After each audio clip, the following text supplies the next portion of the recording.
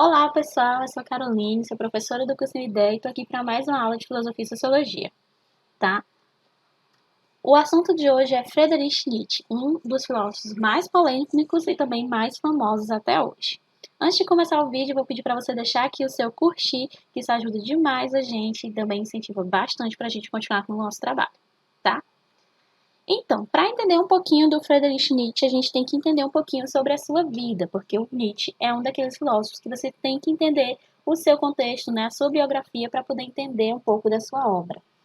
Como eu já falei para vocês, o Nietzsche, ele foi um cara que viveu ali e foi bastante influente, né? Ele viveu entre 1844 e 1900, ele quase pega aí a entrada do século XX, né? Mas ele viveu no século XIX e ele foi um cara que foi muito estudioso. Ele estudou bastante línguas clássicas como latim, o grego, né? E no seu estudo com filologia. A filologia é um estudo das línguas, né, de como se constrói as línguas e também, entre outras coisas, então ele estudou bastante isso.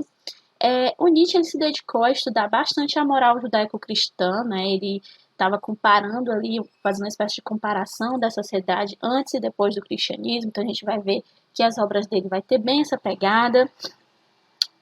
Ele também colocou, né, isso, a questão do cristianismo, como um fator central do enfraquecimento do ser humano na era moderna, e ele influenciou bastante todo mundo que veio depois dele, né? Por isso que a gente diz que ele é um filósofo bastante influente, porque ele vai aí influenciar não só na filosofia, como na sociologia, como na psicologia também, certo? Nesse estudo que ele fez sobre filologia, que eu falei para vocês, né, o estudo das línguas, de como se constrói as línguas e do desenvolvimento da linguagem, ele vai se aproximar bastante dos estudos da língua grega, né? Então, estudando um pouco a língua grega, ele se aproxima aí da tragédia grega, que é uma coisa que vai influenciar bastante aqui, a gente vai ver nas bases filosóficas do Nietzsche. E indo aqui um pouquinho para a biografia do Nietzsche, né? O Nietzsche, durante toda a sua vida, a gente vai ver que ele tem uma pegada bem assim depressiva, ele sofreu com depressão durante muito tempo, 11 anos mais ou menos até a sua morte, e ele também teve um histórico, gente, muito grande de doenças. O Nietzsche foi uma pessoa que ficou doente durante toda a sua vida, desde a infância até a sua morte, com várias doenças diferentes que ele não conseguia entender muito bem, né? O diagnóstico na época também não era muito preciso. E ele foi criado ali por uma família luterana, ele era filho de um pastor luterano, e ele foi estudar, né? Ele foi estudar teologia, ele foi estudar coisas sobre os ensinamentos cristãos e tudo mais, foi estudar teologia, mas ele acabou abandonando esse curso para estudar filologia, ele foi sempre um rebelde nesse sentido. E aí, o Nietzsche ele era uma pessoa que ele tinha um ciclo social muito vasto, ele era muito amigo de várias pessoas ali importantes, né, na Alemanha, e ele era amigo, e dentro desse ciclo de amizades, ele acaba se apaixonando por uma feminista, que é a Salomé, né? Mas a Salomé, ela rejeita esse interesse romântico do Nietzsche, ela não tinha, né, não correspondia. E depois disso, né, dizem que ele entrou numa depressão que o acompanhou aí até a sua morte. Mas ele passou muito tempo viajando com a Salomé, também viajando com um músico muito famoso da época, que era o Wagner, não sei pronunciar muito bem, mas enfim.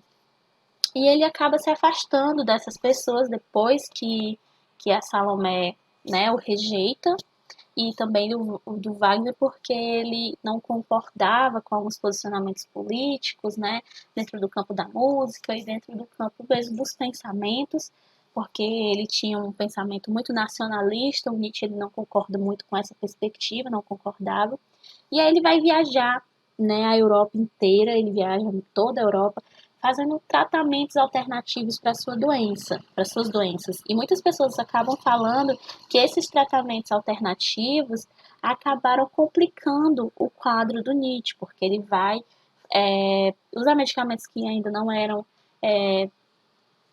usados na época, né? Ele vai fazer um uso bastante do ópio também, e entre outras drogas, para poder tentar achar ali uma forma de contornar essas doenças.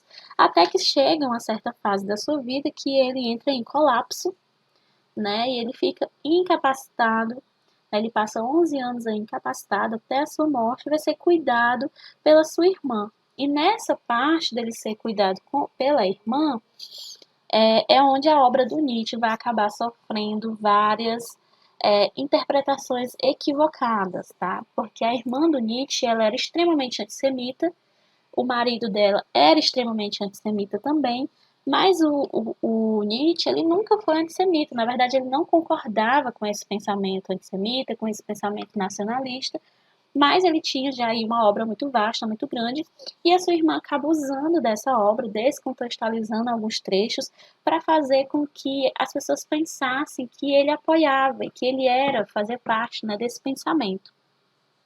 E aí, um tempo depois, a irmã de Nietzsche vai trabalhar para Hitler e a sua obra fica conhecida como uma obra antissemita, como uma obra nacionalista. E só 50 anos após a sua morte, né, aí 1950, por aí, é que a sua obra vai realmente ser ressignificada, né? Vai realmente alguns filósofos vão se juntar para pegar os manuscritos e tal, analisar a obra de Nietzsche e ver que na verdade a sua obra foi descontextualizada pela sua irmã.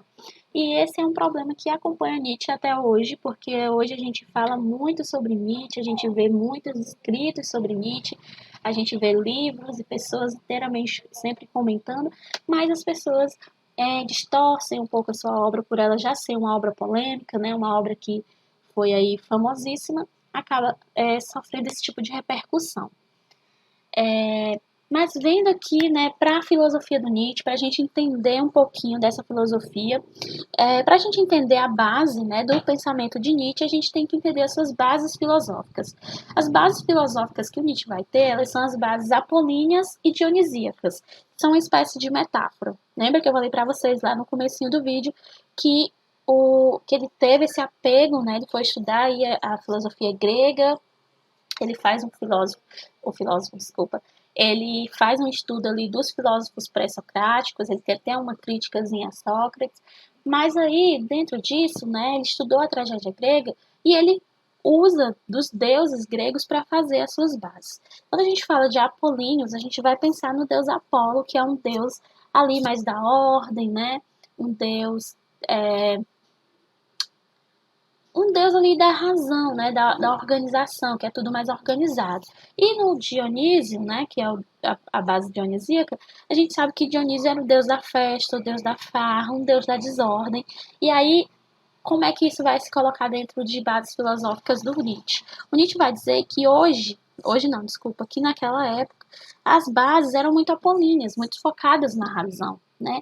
E não tinha nada da base dionisíaca, que era essa base mais sentimental, mais desorganizada mesmo, porque os sentimentos eles são assim. E aí é quando ele faz a sua crítica principal e inicial, que é a crítica à razão, a essa sociedade racionalizada. Até então, os filósofos eles gostavam dessa razão, né, de falar sobre a razão, da razão como a evolução da sociedade, e o Nietzsche ele não acreditava nisso, ele dizia que na verdade que isso era perigoso, que a gente tinha que ter era um equilíbrio entre as nossas vontades apolíneas e as nossas vontades dionisíacas. A gente estava abandonando totalmente esse nosso lado dionisíaco para ser só apolíneo. Isso não era saudável, isso não era bom para a sociedade.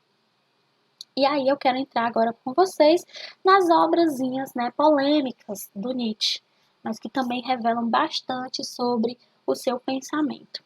A primeira obra, né, que eu vou colocar aqui é o Anticristo. No Anticristo, assim, a primeira coisa que a gente tem que entender é que o Nietzsche não estava fazendo uma crítica a Cristo em si, né, mas ele fazia uma crítica à moral cristã que estava sendo construída na época, né. Ele vai falar que o cristianismo ele era responsável por tirar da humanidade essa parte mais dionisíaca, né? Porque a gente estava caminhando ali para essa razão e o cristianismo ele estava sendo culpado disso porque ele estava dominando a sociedade através do pecado. O cristianismo ele não estava falando sobre o amor de Deus ou sobre Deus, mas ele falava sempre sobre pecado e como a gente poderia ser redimido dos pecados e poderia ser salvo. E isso estava fazendo com que as pessoas vivessem, né, com medo, tentando agradar essa moral cristã. E aí o cristianismo estava buscando uma sociedade perfeita, onde não existem os pecados. E para o Nietzsche isso era impossível, porque nós somos humanos, nós temos nossos lados dionisíacos. Então, em algum momento isso ia existir, e não existiria uma sociedade dessa forma. E até isso não seria bom, né? Ele diz que isso não seria bom para nós. A gente tinha que ter esse equilíbrio. Então, na obra O Anticristo, a principal crítica dele é a moral cristã, essa construção de moral que é feita a partir desse grupo e não de um contexto geral da sociedade, que é feita a partir de uma visão de uma determinada coisa e não como a sociedade realmente era. Outro ponto que é muito debatido sobre Nietzsche é essa frase que ele diz, né, que é Deus está morto. E como eu falei para vocês, o Nietzsche ele é muito famoso, então hoje as pessoas escrevem sobre Nietzsche, falam sobre ele e falam muito sobre essa frase. E às vezes elas gostam de polemizar essa frase dele sem colocar um contexto na qual ela estava inserida. Então, quando o Nietzsche vai falar que Deus está morto, ele não vai falar em si da não existência de Deus, né? Ele vai falar muito mais sobre nós e sobre o cristianismo e sobre a sociedade do que sobre Deus. Ele vai falar que nós matamos Deus. Deus está morto porque nós o matamos. Ele vai falar que tudo que há de bom e de belo em Deus, nós conseguimos tirar. Nós matamos. Ele vai questionar justamente todas as atrocidades que eram feitas em nome de Deus, né? Todas as barbáries que eram feitas em nome de Deus. E de toda uma moral lá no Anticristo que é construído a partir desse Deus, mas que na verdade são os valores e os quereres dessa sociedade, desse grupo, né? E não tem a ver mais com Deus, mas tem a ver com o que aquelas pessoas querem, no que elas acreditam que é certo. Então, quando você usa, né, Deus dessa forma, ou quando o cristianismo usa Deus dessa forma, ele está matando Deus, matando o que há de bom em Deus. E é por isso que ele diz que Deus está morto. E às vezes essa obra é totalmente descontextualizada, porque o Nietzsche, como a gente viu lá na aula sobre o existencialismo, ele faz parte dos filósofos existencialistas do existencialismo ateu. Por mais que ele não se denomine, né, enquanto um filósofo existencialista na época, ele foi um dos caras que foi o percussor desse pensamento, justamente por questionar, né, a forma como nós existimos no mundo, e questionar essa moral e todas essas coisas que rodeiam a existência humana. Dentro desse contexto também, o Nietzsche ele vai falar do niilismo, né?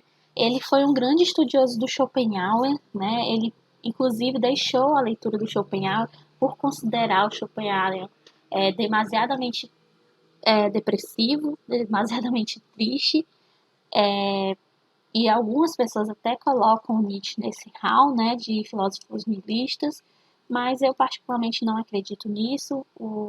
O Nietzsche ele tem uma perspectiva que pode ser meio depressiva, mas ele também traz aí, como a gente vai ver na obra do Super-Homem, esse ponto mais de esperança. E o Nietzsche mesmo, ele debateu o niilismo, né?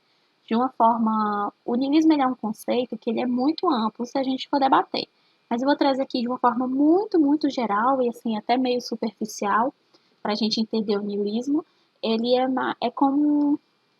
O niilismo ele tem a ver com um conceito de ceticismo, de descrença, né? De você não ver perspectivas, de você ser descrente de tudo e tudo mais. Então, é uma perspectiva muito, muito, gente, realmente generalizada. Mas dentro do que o Nietzsche vai colocar como niilismo, né, mesmo que eu esteja resumindo aqui para vocês, porque é amplo, ele vai colocar o niilismo mesmo como uma forma de distanciamento dos dogmas do cristianismo.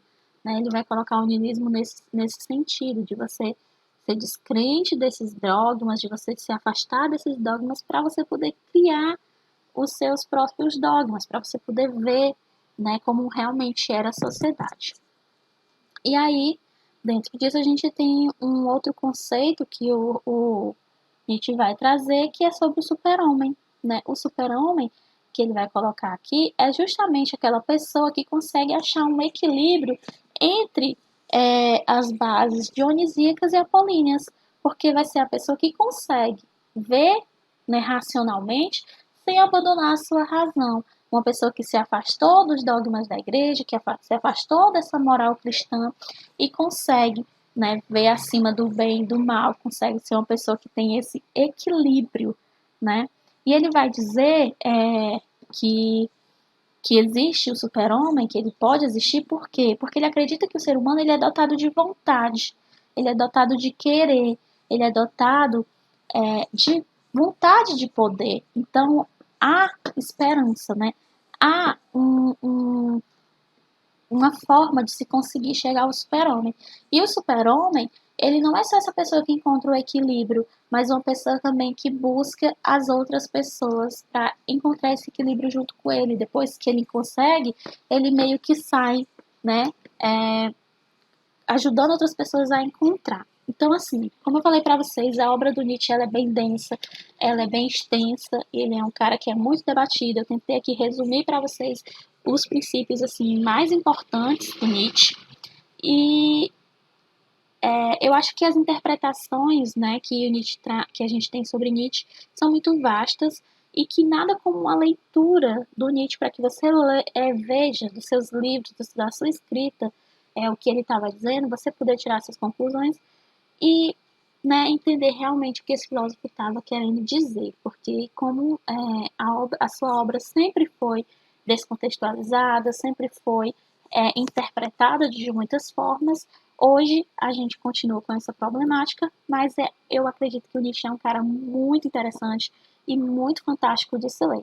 Eu agradeço quem chegou até o final do vídeo, espero ver vocês na próxima aula e não esquece de curtir e compartilhar com o pessoal que está fazendo Enem. Gente, até a próxima aula. Obrigada.